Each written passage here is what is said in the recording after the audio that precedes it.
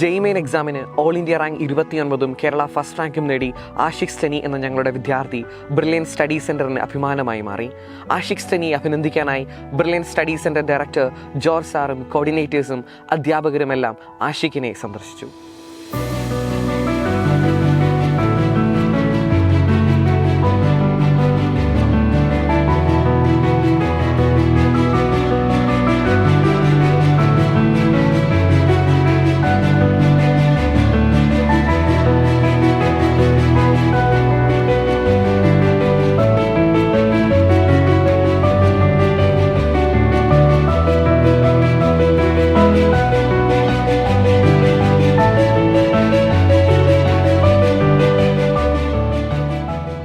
Brilliant ഫാമിലിയെ സംബന്ധിച്ചിടത്തോളം ഏറ്റവും കൂടുതൽ ആഹ്ലാദം നിറഞ്ഞ ഒരു ദിവസമാണിന്ന്.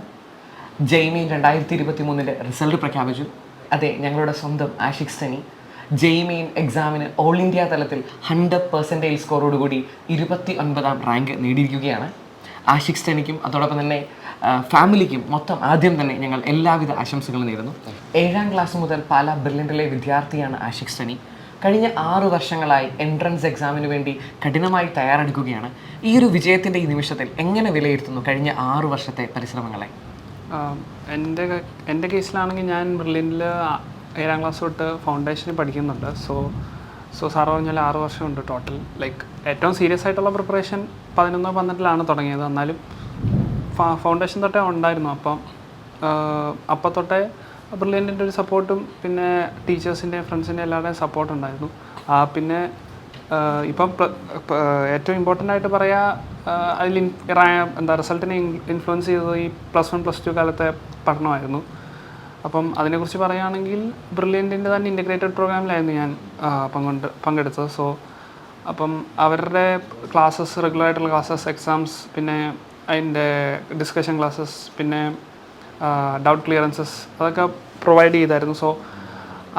അതും പിന്നെ ഞാൻ ലാസ്റ്റ് 6 ഇയേഴ്സ് നോക്കുമ്പോൾ ഞാൻ ഇതിനിടയ്ക്ക് 2 വർഷം ഓൺലൈനായിരുന്നു, 10ലും 11ലും. 10ാം ക്ലാസ് പിന്നെ ഓൺലൈനാണല്ലോ അത്ര എഫക്റ്റ് നമ്മൾ ചെലുത്തി എന്ന് പറയാൻ പറ്റില്ല. കാരണം 11ൽ പഠിക്കുന്ന അത്രയും വരുന്നില്ല. പക്ഷെ എന്നാലും ഉണ്ടായിരുന്നു. ബട്ട് 11ലായിരുന്നപ്പം നമ്മുടെ ഫസ്റ്റ് ഇയർ ആയിരുന്നു, +1 ഇൻ്റഗ്രേറ്റഡ് പ്രോഗ്രാമിൻ്റെ ഫസ്റ്റ് ഇയർ.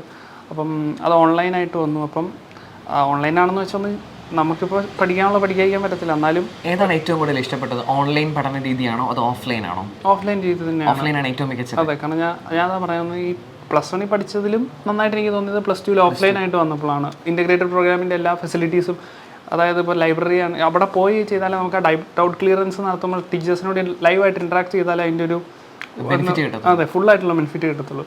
പിന്നെ ഇവിടെ ആകുമ്പോൾ ലൈബ്രറി അതുപോലത്തെ ഫെസിലിറ്റീസ് ഒന്നും യൂസ് ചെയ്യാൻ പറ്റത്തില്ല. അവിടെ ആകുമ്പോൾ അതൊക്കെ ചെയ്യാം. പിന്നെ ബാക്കിയുള്ള സ്റ്റുഡൻസുമായിട്ട്, അത് ഫ്രണ്ട്സുമൊക്കെ ആയിട്ട് ഇൻട്രാക്ട് ചെയ്യുമ്പോഴാണ് പഠനം പൂർത്തിയാകുന്നതെന്നാണ് ഞാൻ വിശ്വസിക്കുന്നത്. അതൊക്കെ ഓഫ്ലൈനിലാണെങ്കിൽ മാത്രമേ നടക്കത്തുള്ളൂ. ഓഫ്ലൈനാണ് എന്തുകൊണ്ടും നല്ലതെന്നാണ് എൻ്റെ ഒരു അഭിപ്രായം. പിന്നെ ത്രൂ ഔട്ട് ബ്രില്യൻറ്റുമായിട്ടുള്ള ഈ ജേർണി വളരെ ബ്യൂട്ടിഫുൾ ആയിരുന്നു. അതിൻ്റെ അവസാന ഘട്ടത്തിലേക്ക് ഓൾമോസ്റ്റ് ഞാൻ എത്തുകയാണ്. അപ്പം അതിൻ്റെ ലാസ്റ്റായിട്ട് കിട്ടിയ ഈ റിസൾട്ടിൽ വളരെ സന്തോഷമുണ്ട്. ജെയ്മെയിൻ എക്സാം എഴുതാൻ ആഗ്രഹിക്കുന്ന ഒത്തിരി വിദ്യാർത്ഥികൾ നമുക്ക് ചുറ്റുമുണ്ട്. അവരുടെ റാങ്കിൽ ചിന്തിക്കുമ്പോൾ ജെയ്മെയിൻ എക്സാമിന് ഏറ്റവും ഉയർന്ന സ്കോർ മേടിക്കാൻ ആഗ്രഹിക്കുന്ന ഒരു വിദ്യാർത്ഥി ഏതൊക്കെ രീതിയിലാണ് പ്രിപ്പയർ ചെയ്യേണ്ടത്? ജെയ്മെയിനെ കുറിച്ച് പറയുകയാണെങ്കിൽ ഫിസിക്സും കെമിസ്ട്രി എന്ന് പറഞ്ഞാൽ ഇപ്പം അറ്റ്ലീസ്റ്റ് ഈ അത് തൊട്ട് പുറയിലുള്ള വർഷങ്ങളൊക്കെ അവർ പക്ക NCERT ലെവലാണ് ചോദിക്കുന്നത്. ഫിസിക്സ്, കെമിസ്ട്രി അതിനൊക്കെ NCERT തന്നെ നന്നായിട്ട് കവർ ചെയ്ത ഒരു കുട്ടിക്ക് വേണമെങ്കിൽ 100% അടിക്കാവുന്നതേ ഉള്ളൂ. പിന്നെ മാത്സിനാകുമ്പോൾ ഇച്ചിരി എക്സ്ട്രാ റെഫർ ചെയ്യേണ്ടി വരും. എക്സ്ട്രാ ഇൻ ദ സെൻസ് അവരും ക്വസ്റ്റ്യൻ ചോദിക്കുന്ന അത്ര ഡെപ്തിലല്ല, പക്ഷേ അതായത് കൂടുതൽ ലെങ്തി ആയിട്ടുള്ള പ്രോബ്ലംസ് ചോദിക്കുന്നു.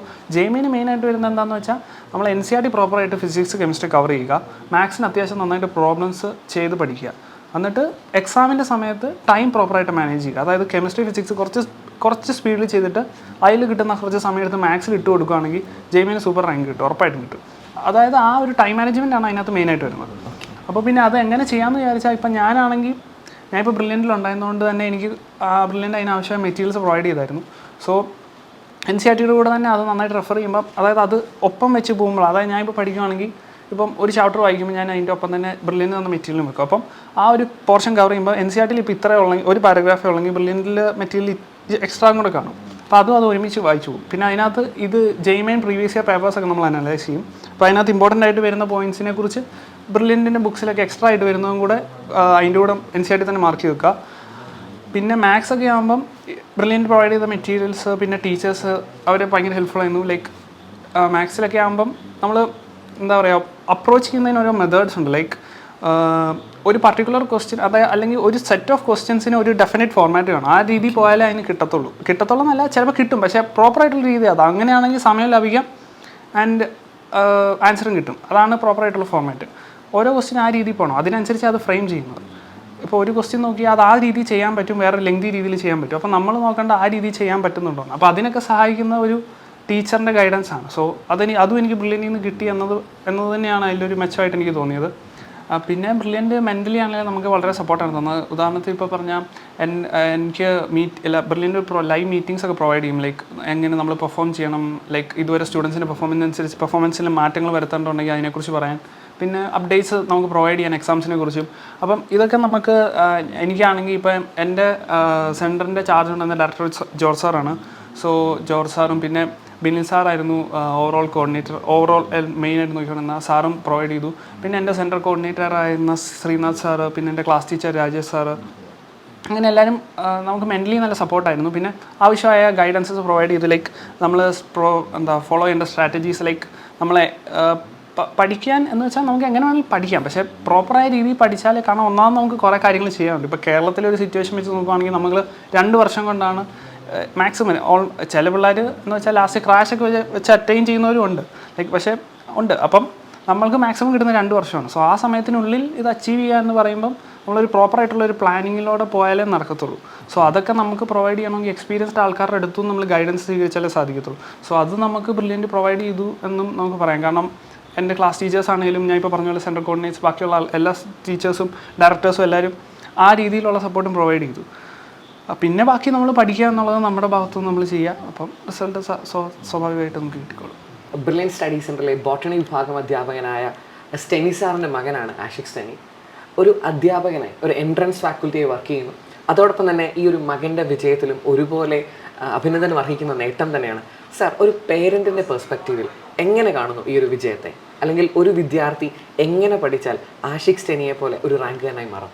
അപ്പോൾ എനിക്ക് പറയാനുള്ളത്, ശരിക്കും പേരൻസിൻ്റെ റോള് ഇവരുടെ വിജയത്തിനകത്തൊരു നിർണായകമായ പങ്കുണ്ട് എന്ന് തന്നെയാണ് എനിക്ക് പറയാനുള്ളത്. അത് ഞാൻ വിശ്വസിക്കുന്നു. തീർച്ചയായിട്ടും എന്നെ സംബന്ധിച്ചിടത്തോളം ഇപ്പോൾ സാറ് പറഞ്ഞതുപോലെ ഞാൻ ആഷിഖിനെ ഒരു മകനായിട്ട് കാണുന്നു. അതിൻ്റെ ഒപ്പം എൻ്റെ ക്ലാസ്സിലിരിക്കുന്ന സ്റ്റുഡൻറ്റിൻ്റെ റിവ്യൂവിലും ഞാൻ ആഷിഖിനെ കാണാറുണ്ട്. അപ്പോൾ ആ 2 രീതിയിൽ ഞാൻ ആഷിഖിനെ കണ്ടുകൊണ്ടാണ് ആഷിഖിനോട് ചില ഗൈഡൻസുകളൊക്കെ തരിക. അപ്പം എനിക്ക് പേരൻ്റ് എന്നുള്ളതിൽ പറയാനുള്ളത്, നമ്മൾ അവരുടെ കൂടെ നിൽക്കുക എന്നുള്ളതാണ് ഏറ്റവും പ്രധാനപ്പെട്ട കാര്യം.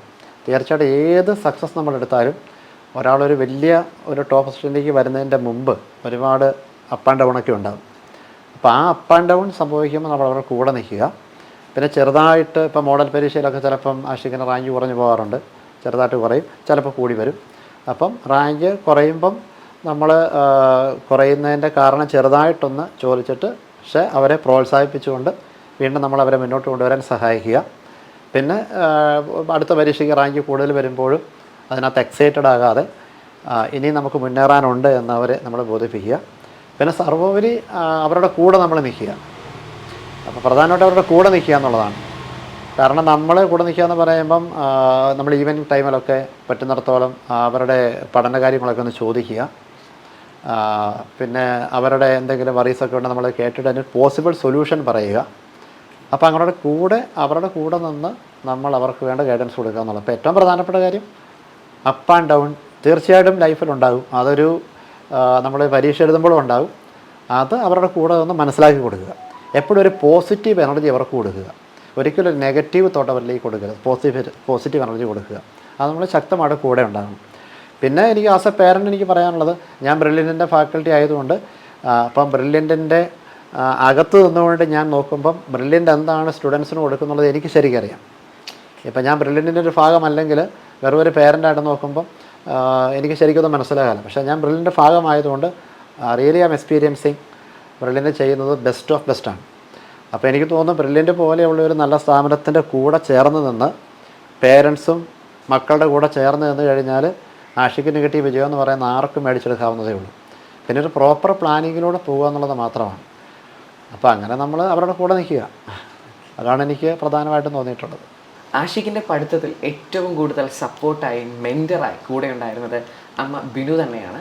ബിനു മാമിനോട് നമുക്ക് ചോദിക്കാം, ഒരു വിദ്യാർത്ഥി എന്ന രീതിയിൽ അല്ലെങ്കിൽ റാങ്ക് നേടിയ ഒരു വിദ്യാർത്ഥിയുടെ വീട്ടിലെ പഠന രീതികളെക്കുറിച്ച് അറിയാനായിട്ട് പേരൻസിനും സ്റ്റുഡൻസിനും ഒക്കെ ഒത്തിരി താല്പര്യം ഉണ്ടായിരിക്കും. അവർക്ക് വേണ്ടിയാണ് ഞങ്ങൾ ഈ ചോദ്യം ചോദിക്കുന്നത്. ആഷിഖിൻ്റെ വീട്ടിലെ പഠിത്ത രീതികൾ, ആ ചിട്ടകൾ എങ്ങനെയാണ് എന്നൊന്ന് പറഞ്ഞുതരാം. ആഷിഖ് ഒരു സിസ്റ്റമാറ്റിക്കായിട്ടൊരു പഠിക്കുന്ന കൂട്ടത്തിലാണ്. പണ്ട് മുതലേ ചെറുപ്പം മുതലേ ആ ഒരു ശീലമായിരുന്നു. ഇപ്പോഴും അത് തന്നെ കണ്ടിന്യൂ ചെയ്യും. പിന്നെ ടെൻഷനൊക്കെ വരുവാണെങ്കിൽ ഇപ്പം പരീക്ഷയ്ക്കൊക്കെ സമയത്തൊക്കെ ആണെങ്കിൽ ചെറിയ ടെൻഷൻ ഉണ്ടാകും. അപ്പം ഞങ്ങൾ ടെൻഷനെ പറ്റി പറഞ്ഞു കൊടുക്കും, വലിയ ടെൻഷൻ എടുക്കേണ്ട കാര്യമില്ല. പിന്നെ ആ സമയത്തൊക്കെ ചിലപ്പോൾ ഇച്ചിരി പഠിച്ചു മടുത്ത് പുറത്തിറങ്ങി കളിക്കും. ഫുട്ബോളാണ് പ്രധാനമായിട്ട് കളിക്കുന്നത്. അതിനൊരു 5-10 മിനിറ്റ് എന്ന് പറഞ്ഞാൽ ഒരു 15 മിനിറ്റൊക്കെ എടുത്ത് ചിലപ്പോൾ കളിക്കും. പിന്നെ കീബോർഡ്, ഓർഗൻ വായിക്കും. അത് ചെറുപ്പം മുതലേ പഠിച്ചിട്ടുള്ള ഓർഗൻ വായിക്കും. പഠിക്കാനായിട്ട് അധിക സമയം ചിലപ്പം എടുത്തില്ലെങ്കിലും ആ പഠിക്കുന്ന സമയം അവൻ നല്ല കോൺസെൻട്രേറ്റ് ചെയ്ത് ആ പഠനത്തിൽ നന്നായിട്ട് തന്നെ പഠിക്കും. ഇത്രയൊക്കെയാണ് അവൻ്റെ പ്രധാനമായിട്ട് പറയാനുള്ളത്. പിന്നെ പറയാനുള്ളത് ഏറ്റവും നല്ലതായിട്ട് ഈ പരീക്ഷയ്ക്കൊക്കെ പോകുമ്പോഴും അവൻ്റെ ഒരു വിചാരം, ദൈവം എത്ര നമ്മൾ പഠിച്ചെന്ന് പറഞ്ഞാലും ദൈവത്തിൻ്റെ ഒരു അനുഗ്രഹം. നന്നായിട്ട് പ്രാർത്ഥിക്കും, എല്ലാ ദിവസവും നന്നായിട്ട് പ്രാർത്ഥിക്കും, പഠിക്കും, അതുപോലെ തന്നെ നന്നായിട്ട് പ്രാർത്ഥിക്കും. ഇതെല്ലാം കൊണ്ട് ദൈവാനുഗ്രഹം കൊണ്ട് നമുക്ക് ഏറ്റവും അത്യാവശ്യമുള്ളൂ. അതും കൂടെ കിട്ടിയോണ്ടാണ് ഇങ്ങനെയൊക്കെ വിജയിക്കാൻ പറ്റിയെന്നാണ് ഞങ്ങളുടെ ഒരു അഭിപ്രായം. ആഷിഖ് സ്റ്റനിയുടെ അനിയൻ അഖിലും പാലാ ബ്രില്യൻറ്റിലെ വിദ്യാർത്ഥിയാണ്. 6ാം ക്ലാസ് മുതൽ വിദ്യാർത്ഥിയാണ്, ഇപ്പോൾ +1 പഠിക്കുന്നത്. ഈ ചേട്ടൻ്റെ വിജയത്തെ അനിയനെ എത്രമാത്രം സ്വാധീനിച്ചിട്ടുണ്ട്, അല്ലെങ്കിൽ ചേട്ടനൊരു ശരിക്കും ഒരു റോൾ മോഡലാണോ അനിയനെ സംബന്ധിച്ചിടത്തോളം? എൻ്റെ ചേട്ടൻ്റെ സ്റ്റഡീസ് ഏറ്റവും കൂടുതൽ ഒബ്സർവ് ചെയ്യുന്നത് ഞാനാണ്. അപ്പോൾ അവൻ ഏത് രീതി പഠിക്കുന്നു എന്ന് എനിക്കറിയാം. അപ്പോൾ അവൻ സെറ്റ് ചെയ്ത റെക്കോർഡ് ബ്രേക്ക് ചെയ്യണമെന്നാണ് എൻ്റെ ആഗ്രഹം. അപ്പോൾ അവൻ്റെ മെറ്റീരിയലൊക്കെ ഞാൻ ഇടയ്ക്ക് പഠിക്കും. സോ എഫേർട്ട് എടുത്ത് ആർക്കും അച്ചീവ് ചെയ്യാമെന്നാണ് ഞാൻ വിശ്വസിക്കുന്നത്. പാലാ ബ്രില്യൻ സ്റ്റഡി സെൻറ്ററിനെ സംബന്ധിച്ചിടത്തോളം ഏറ്റവും കൂടുതൽ സന്തോഷം പകരുന്ന, ആഹ്ലാദം പകരുന്ന നേട്ടമാണ് ആഷിഖ് സ്റ്റനി സ്വന്തമാക്കിയിരിക്കുന്നത്. 2023 ജെയ്മെയിൻ എക്സാമിന് ഓൾ ഇന്ത്യ തലത്തിൽ 29ഉം കേരളത്തിൽ 1ാം റാങ്കുമാണ് നേടിയിരിക്കുന്നത്. ഈ ഒരു ജെയ്മെയിൻ എക്സാമിലെ റാങ്ക് വഴി മാത്രം ആഷിഖ് സ്റ്റനി സ്വന്തമാക്കിയിരിക്കുന്നത് ബ്രില്യൻ നൽകുന്ന 10 ലക്ഷം രൂപയുടെ ക്യാഷ് പ്രൈസാണ്. ഈ ഒരു വിജയത്തിൽ ആഷിഖ് സ്റ്റനിക്കും അതോടൊപ്പം തന്നെ ആഷിഖ് സ്റ്റനിക്ക് കൂട്ടായി നിന്ന ആഷിഖ് സ്റ്റനിയുടെ മാതാപിതാക്കൾക്കും എല്ലാവിധ ആശംസകളും ബ്രില്യൻ ഫാമിലിയുടെ പേരിൽ ഞങ്ങൾ രേഖപ്പെടുത്തുന്നു. Thank you sir. എൻട്രൻസ് സംബന്ധമായ വാർത്തകളും അപ്ഡേഷനുകളും ഏറ്റവും വേഗം ആധികാരികമായി അറിയാൻ brilliant study centre Pala YouTube channel subscribe ചെയ്യുക, ബെൽ ഐക്കൺ അമർത്തുക. ഈ വീഡിയോ മറ്റ് സുഹൃത്തുക്കളിലേക്കും ഷെയർ ചെയ്ത് നൽകുക.